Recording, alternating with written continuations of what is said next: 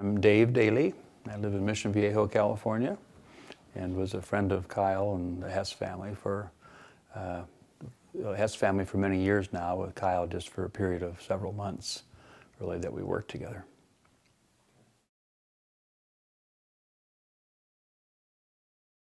When I was 28 years old, I was called in as a second counselor in the bishopric, and Kyle was the first counselor, and Bishop Berger was the bishop.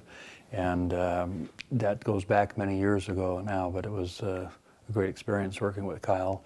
I can recall the very first day that I walked into the chapel. It was an evening, and I had just been called to be a counselor, and Kyle came running over to me and gave me a big bear hug and welcomed me. And he was very embracing of people, and he made me feel right off the bat as a brand new kind of greenie in this experience. He was sort of an older brother type of a figure in a way. He wasn't much older than me, maybe 7 years older or whatever, but he was very inclusive of me and embracing, and had a lot of enthusiasm about the opportunity to serve together in the bishopric. And that, of course, was transferred off to me because I felt a lot more excitement about it. Even though I was excited, it really was neat to see how he reacted. I felt immediately welcomed and, friendship, and that was a very positive thing. I think I was called in 1978, and I think it was only months, it wasn't years. We only got to serve together for a period of 6 to 8 months, something like that, I believe. But he did make a great impact upon me during that brief period of time. And I knew him before we served together in the bishopric, but serving together on a regular basis was just a period of months. Well, probably the biggest thing is if I run into Kirk at church, or I see Karina, I see some of his children around. Kirk in the bishopric of Lisa Creek Ward happens to be his bishop's office and our bishop's office for Mission Lake are on the same side of the Altissima building, so I see him quite frequently. So every time I see him, I of course think of Kyle and Karen, of their whole family, and I see definitely a lot of Kyle in Kirk. Interacting with him. My sons are good friends of Kent's, but I haven't interacted with Kent as much. I haven't seen him as much, or Cammie or Kristen, but it seems like primarily seen Kirk or Karina, then it brings back those memories. And occasionally I'll see Karen at a stake or a multi-stake function. Some of our kids did, yeah. And Karen, I know she's taught a lot of people in our area here in Mission Viejo, and she's an outstanding piano teacher, yeah. And an outstanding pianist herself, yeah. She's great. There are a lot of qualities and characteristics and attributes that Kyle had that really taught me. I was very teachable. I was a sponge. I was very anxious to learn as a new counselor in the bishopric.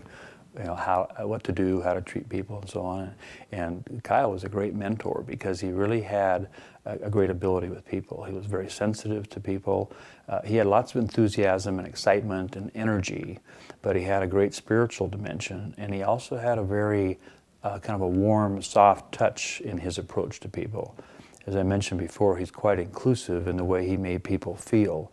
But he also, I remember one time we were standing around, probably 6 or 7 brethren were standing around talking, and somebody made a comment that they were a little bit upset with someone else, not there in that group, but just made a kind of a derogatory comment about someone. And I remember Kyle saying, "Wait a minute, don't talk that way. You shouldn't, you got to not feel that way about anybody, and you don't want anybody to feel that way about you." It was a great learning experience and teaching opportunity, I think, for all of us, because when I heard him kind of in a pleasant, in kind of an uplifting, positive way, telling this other person, don't feel that way. You need to work that out. You need to go to that person and talk to him and get that squared away. You don't want to have any kind of feelings like that towards anybody in life. That's just not a good way to go. And that was a good teaching opportunity.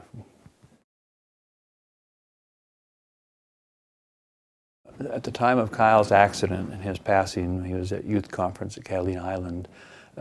Kyle Hess and Bishop Berger both were over at Catalina with our youth for youth conference, and I was the other member of the bishopric staying home in Mission Viejo to kind of hold down the fort while they were gone. So when I heard about this, of course, was was shocked, and I wasn't, you don't want to believe it at first, like this is not for real, and it was upsetting. It was really the first time that I can recall. I was 28 years old. I don't remember going through an experience like that where somebody who I was getting close to and felt some closeness to passed away with an accident suddenly with no warning or no chance to get ready for it. And it was very hard. I took it pretty hard. I was pretty, I walked around very quiet, and I wasn't sure how to act, to be honest. I really didn't know what was appropriate, what was expected of me. I just knew that I felt really, really disappointed because I was learning so much from him. I felt very bad, of course, for Karen, and I know she was halfway through a pregnancy with Cammie, and I felt for the family, for the children, and for the wife. I felt really bad for them, naturally, but I also felt selfishly very disappointed and like, oh darn, because I was really learning a lot from him. He was doing a great job mentoring me, and I was learning so much that I didn't expect it to come to that quick and abrupt ending like that. So it was when it kind of sent a shockwave really throughout our whole ward at the time that this happened, and everybody was devastated and just not sure. Not sure why. Everybody asks that question: why would Heavenly Father take him? And of course, we won't know until we get on the other side of the veil all the reasons why things like that happen. But I know Kyle, he was a human dynamo, and certainly I would understand that if Heavenly Father needed him on the other side for important work there, because if anybody could do it, Kyle could do it. So. But it's hard to, it'd be very hard as a child to understand that for one of his children to, especially at that time, it'd just be very tough to kind of put all that together.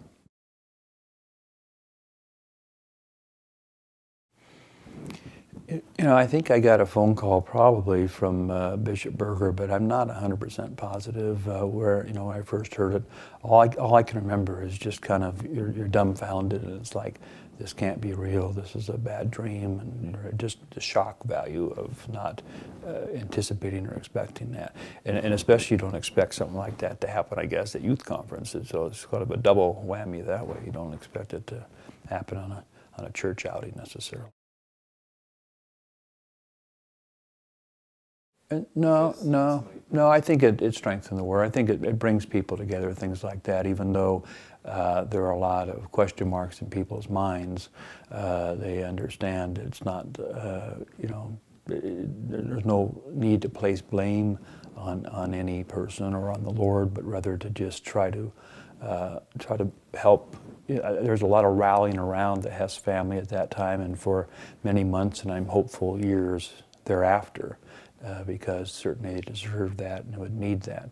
But the ward, I think overall, even though it was a devastating thing to our ward, and he was definitely, like I said, a human dynamo. He was a high-profile person that had a lot of enthusiasm and created excitement wherever he went.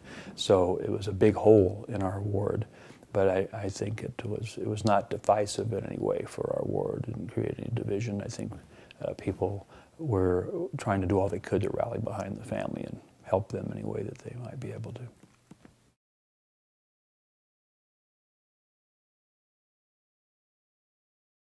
Yeah, I think it was, if you can use the expression, a wake-up call for a lot of people, because Kyle was still quite young. He had a young family. He was young, and in the youth, they hear, Sunday school lessons and so on about you have to always be prepared, and you have to live your life right, and because you never do know when your time will come. And I know a lot of the youth were, talking that way, like, wow, this is really. I guess it's really true what we've been hearing about. You never do know when the time will come when you have to be ready to go to the other side and go meet your Maker. I think he was loved by the youth. He was the counselor in the bishopric over the youth, and which was very appropriate because he in many ways was like one of the youth because he was that way. His personality was such that he could relate to them and get right down with them and be right down on their level, having fun. He had a very great sense of humor, but he also had a great enjoyment of fun. He was a fun-loving type personality, kind of in a way like Joseph Smith a little bit that way, and really liked to kind of have fun with games and so on.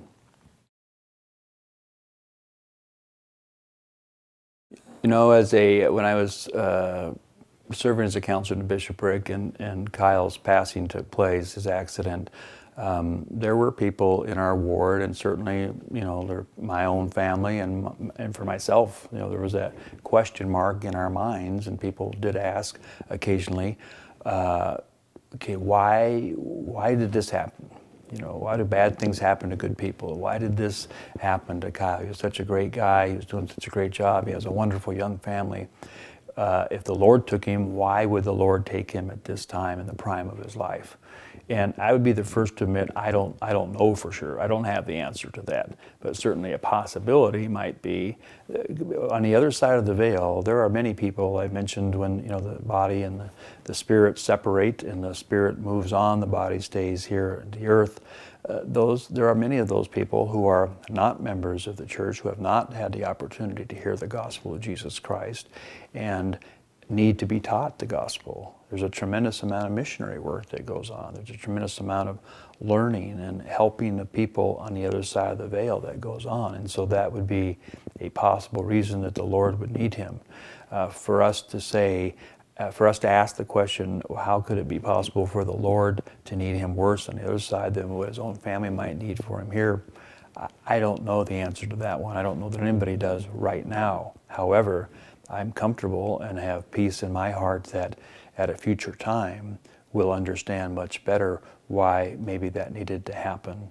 And I think what we do is we do the very best we can with the situation that we have, and then we have faith and are able to delay and wait to find out better on the other side. But there's a lot of work. There's not just people on the other side cruising around in clouds and playing harps. There's people that are doing a lot of work and putting forth a lot of effort to bless the lives of others and to teach them and help them to understand and appreciate what Jesus Christ did for us through his atoning sacrifice. That's a big, big part of what's transpiring on the other side of the veil.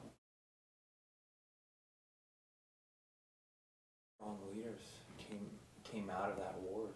Yes. Berger still went on to serve in many ways. You, Bowden. There's probably at least 4, 5, 6 bishops that came out of that ward. Yeah. There were many. The groundwork for this whole area. Right. Well, Dave Lindahl was in that ward, became a bishop. Rich Bowden, Bishop Berger becoming President Berger, and Kyle was a great example. He had great leadership qualities, but he had a great ability for people to. He made you want to follow him. He had that ability as a mentor and as one giving the proper example, because he kind of made living the gospel fun. It wasn't all, drudgery and boring and just what you have to do. It's what we get to do. And he put a proper spin on it, I think, like Heavenly Father would have us look at it. This is a blessing in our life. This is a great thing, and it's a positive thing in our life. And he always took that approach to life. And I liked his positive attitude about things. Yeah, I think we all like people with positive attitudes. You bet. Yeah. Very uplifting.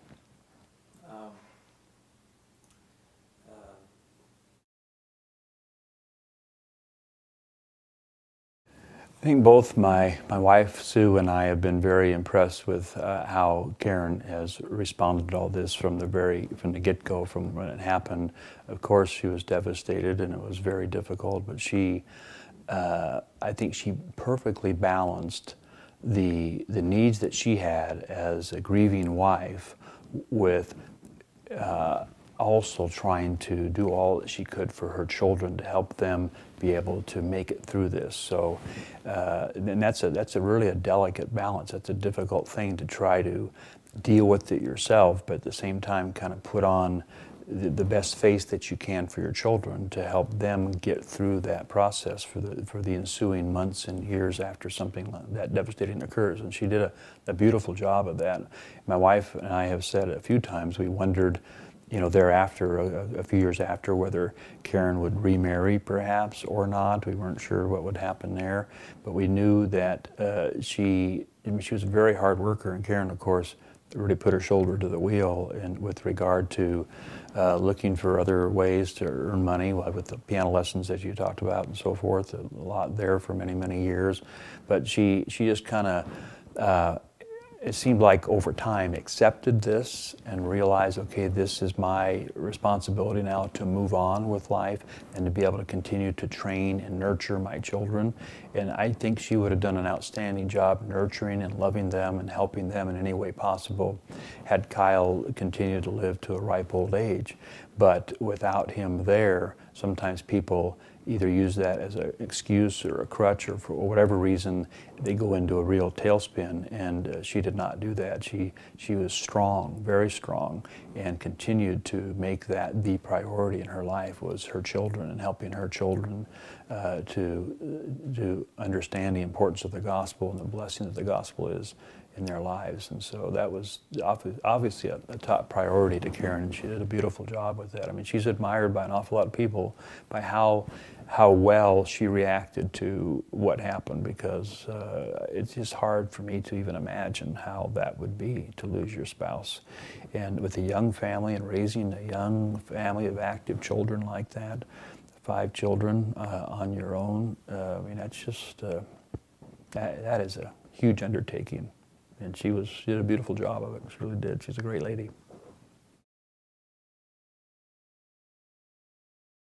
You know, as members of the Church of Jesus Christ of Latter-day Saints, we understand through the plan of salvation, through the restoration of the gospel, that death is not an ending.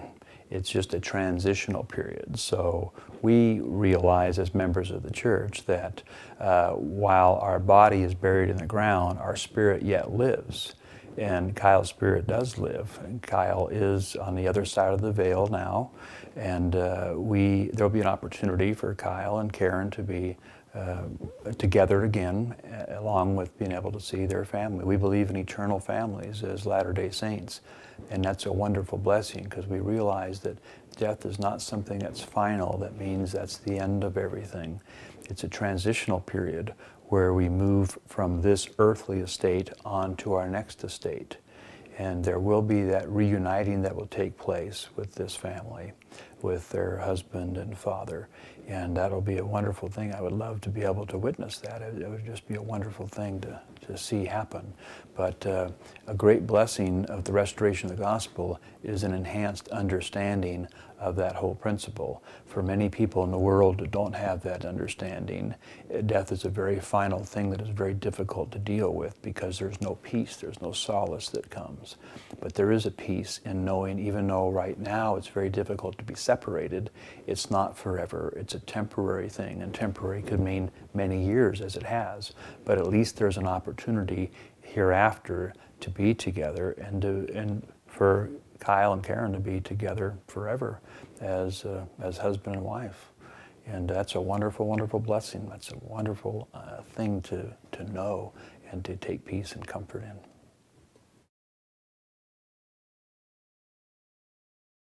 You know, we had an opportunity a little over a year ago in August of 2005 to be able to, with the Newport Beach Temple open house and dedication, to be able to take tours through the temple. I know Karina and you, David, were involved in that process, taking tours through the temple, as were my wife and I.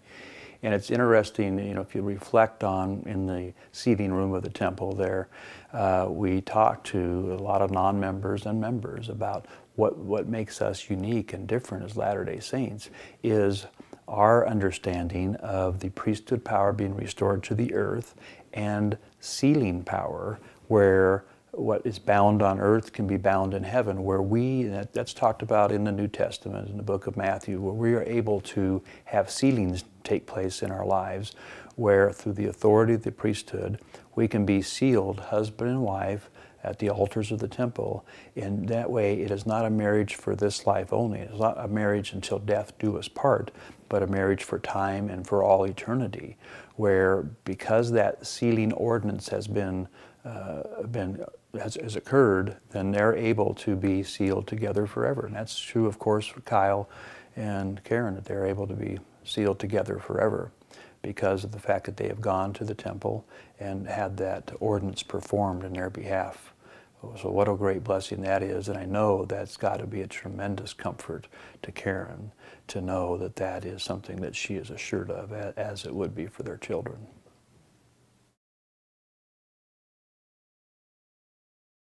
To be honest, if I had an opportunity to talk to Karen and to Kristen and Kirk and Kent and Karina and Cammie, you know, in person, all of them together, I would say that that their husband and father was a great man who was loved and who had a tremendous ability to love people and to reach out to people and make sure no one was left out. He was a spiritual giant in many ways because he had a great love for the gospel. He was very obedient. He understood the importance of obedience, and he really taught that. But he had just a tremendous spiritual dimension to be able to kind of help other people understand the importance of living a righteous life and to put first things first, to keep their priorities right in their lives. I've heard him talk about that many times. He also had tremendous judgment, great wisdom.